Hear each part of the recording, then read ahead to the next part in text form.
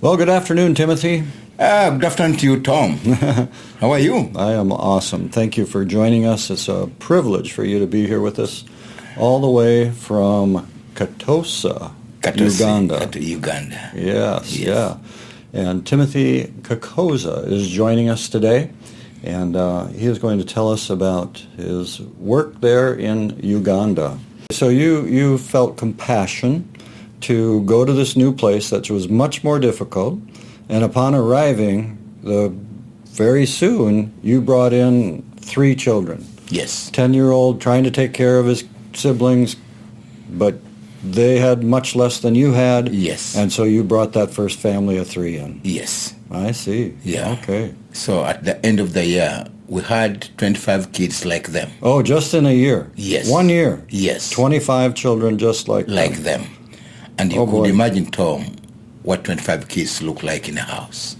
Oh, how big is this house? How many bedrooms did you have in this first house?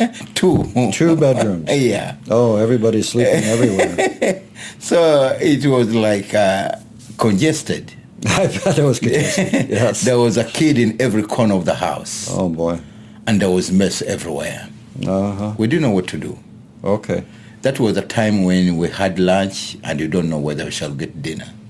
Okay. Didn't know when where you the had next dinner, meal was coming from. You don't know where lunch is going to come from. So let's spool forward a few years. That was 25 children, grew into how many today? 848 kids. 848 children today. Yes, yes. And you're feeding them 3 meals a day? 3 meals a day. And that's 2,000, how many? 2,544 meals. 2,544 meals a day.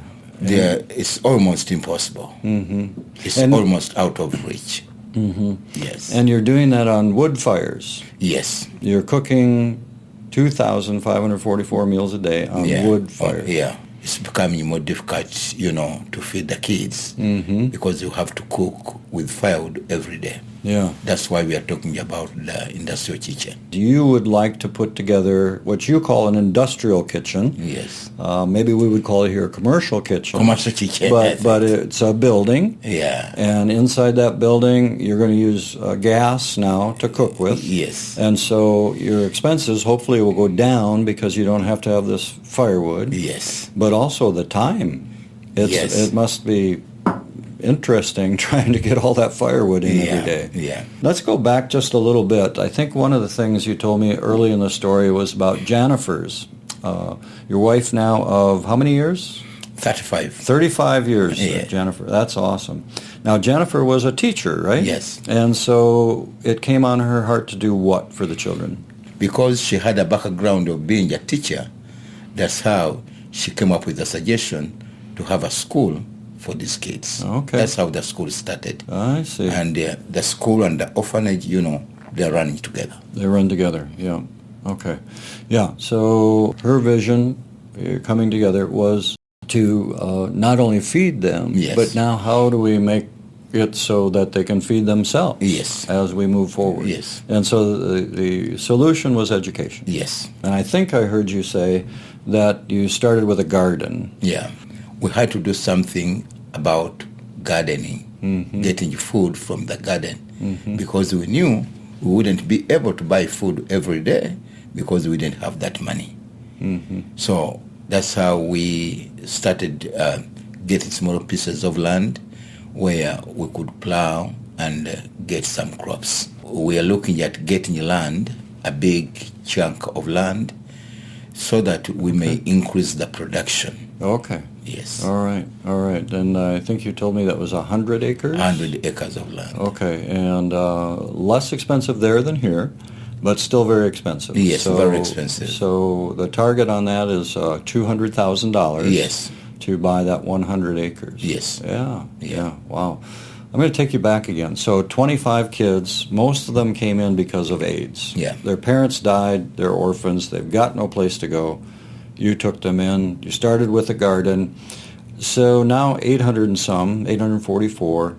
What was the cause after that, after the AIDS epidemic? Is it still?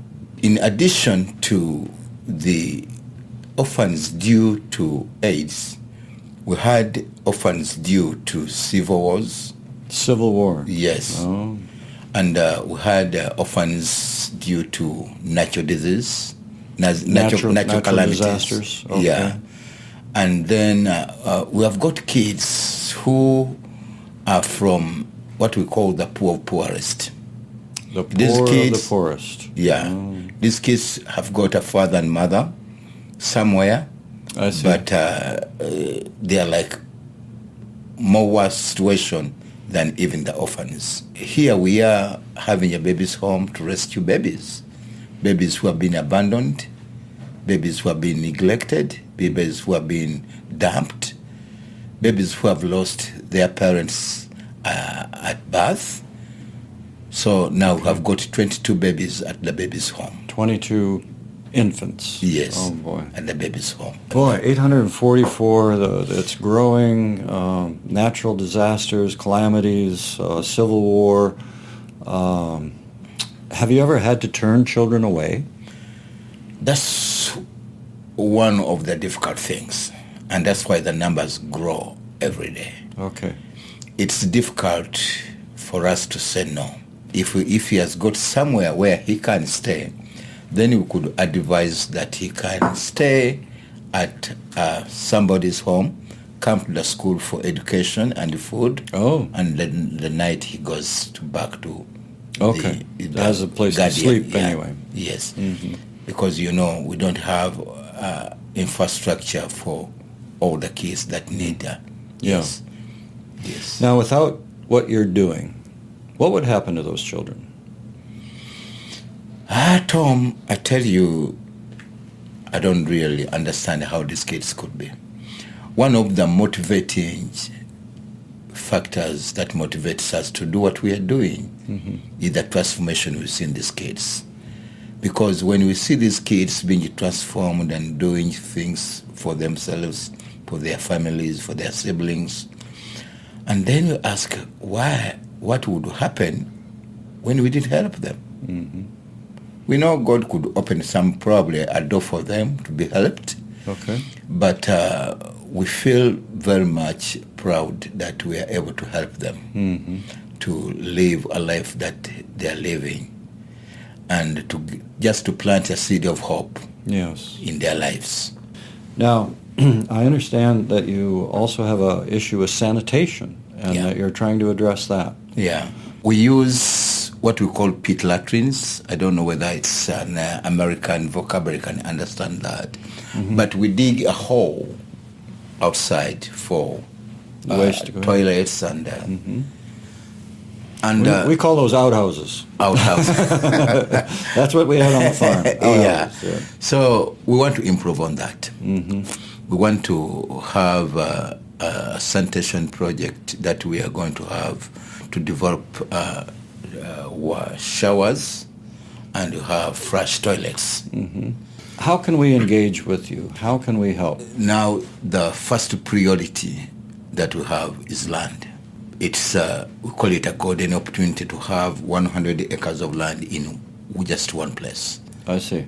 So you have an opportunity of a lifetime. Yes. But you need to seize that opportunity in the lifetime of the opportunity. So, Timothy, you have a brochure that you've brought along today, and there's quite a bit of information in here. I was reviewing it, and there are opportunities in here that go beyond what we've talked about already. Sure. From needing a motorcycle so that you can get around and do some teaching. Yeah, and there are many other people who do the ministry that we are doing, people who work for us, and if they get a motorcycle, that would be very helpful to them. I see. Yes. Yeah, so they're traveling, walking. By foot. Yeah. How long each day now? 5 miles. Okay. Yeah, so others even more than that. Tell me about water harvesting. What is that? So during those rain seasons, I see. We can harvest water in big water tanks. Okay. And this can be helpful for us for a time. So that's what we mean by water harvesting. So by harvesting water, that will be an alternative to the water problem. Mm-hmm. Yes. Okay. So it's part of that infrastructure. Yes. So that you can support all of those children. Yes. The way that we could engage is to connect with IMF in Minnetonka Beach, Minnesota, 55361. It's P.O. Box 98. So there's a website here as well, Winners Children Home, www.winnerschildrenhome.com. And you can give just directly online. Yes. If you are looking to connect, the first thing we can do is help raise that money for that land, Yeah. so that Timothy can reduce his expenses, employ more people, Yeah. grow some good, fresh food Yeah. for those children and all the families that are associated to them. Sure. So, right? We need you. We need your help. We need your support. We need you to join on board. So together we can make a positive difference Yeah. in these children. Yeah, thank you.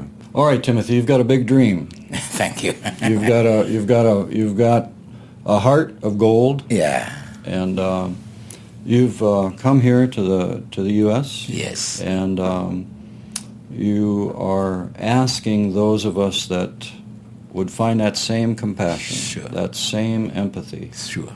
to join with To you. join me. And, Join hands with us and accomplish this dream. Well, thank you so much, Timothy. Thank you for who you are. I thank God for who He made you to be. You're an awesome man. Thank you, Thank Tom. you for being here today. God bless you. God bless you. Thank you so much. Yes.